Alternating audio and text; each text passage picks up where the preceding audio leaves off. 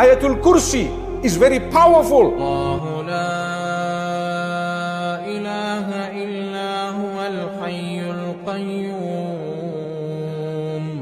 لا تأخذه سنة ولا نوم له ما في السماوات وما في الأرض من ذا الذي يشفع عنده إلا بإذنه يعلم ما بين أيديهم وما خلفهم ولا يحيطون بشيء من علمه إلا بما شاء وسع كرسيه السماوات والأرض ولا يئوده حفظهما وهو العلي العظيم.